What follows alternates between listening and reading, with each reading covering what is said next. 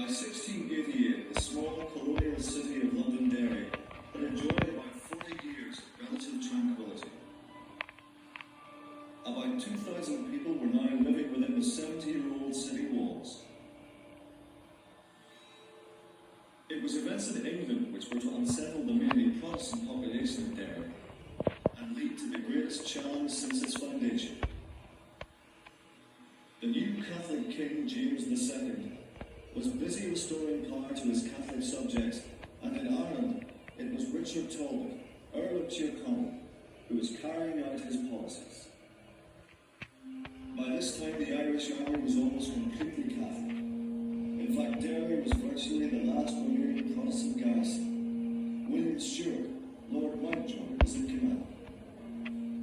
Tyrconnell ordered Mountjoy and his Protestant garrison to leave the city. The people of Derry were prey to fears, suspicions, rumours and propaganda, which were rife throughout the country. Tyrconnell sent a Catholic replacement force under the command of Lord Antrim, and on the 7th of December 1688, an advanced troop arrived at the waterside. Two officers were ferried across the river to negotiate the admission of the rest of the troop to the city. Within the city there was fear and indecision, but a group of young apprentice boys seized the keys and shut the city gates against the advancing soldiers. The events leading to the siege of Derry had begun.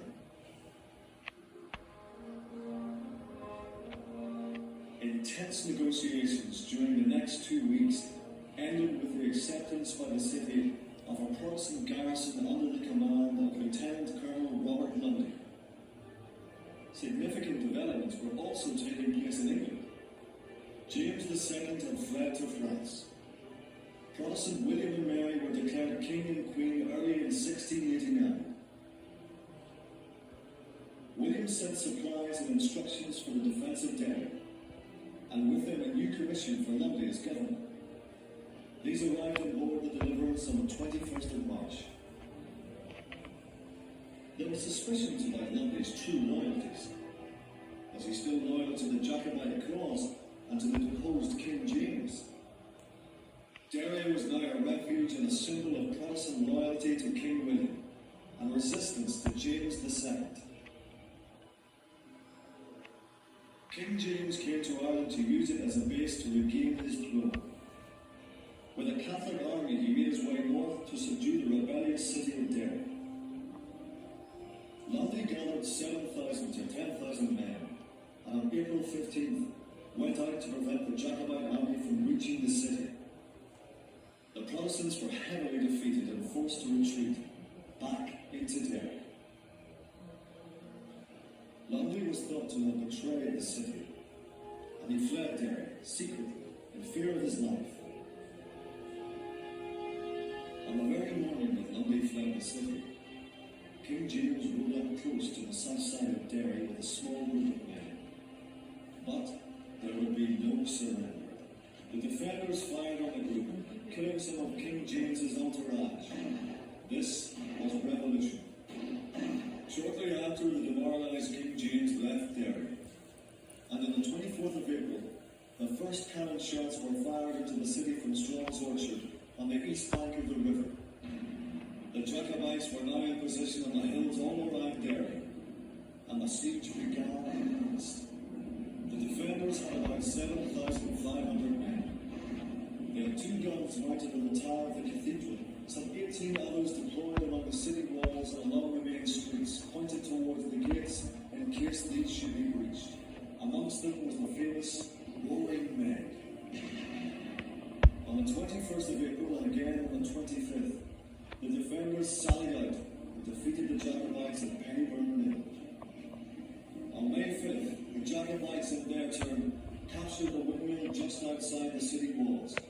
But the Derry garrison recaptured it the following day, inflicting major casualties on the besiegers and capturing 2 yellow banners. At the beginning of June, Jacobite reinforcements arrived, and during the 2nd week of June, a Williamite fleet sailed into Lough Foyle under the command of Major General Kirk. But the Jacobites had built a floating barrier, or boom, across the river, designed by the French military engineer de Baptiste, and they were able to prevent the fleet from reaching Derry. Towards the end of July, conditions in the city were atrocious. I was so distressed by hunger that I could have eaten any for a month, but could not get it. Governor Walker reckoned they could survive only 2 more days. Outside the walls, the Jacobites were in no better shape. It was the moment for Kirk's fleet to strike. On Sunday the 28th of July, 105 days after the start of the siege, as a result of the carefully planned action of Kirk's fleet, 2 of his ships broke through the boom across the river and fought their way to the city. The siege of Derry was over, but the stage was set for the fateful Battle of the Boyne, where, just 1 year later, King James II and William of Orange came face to face.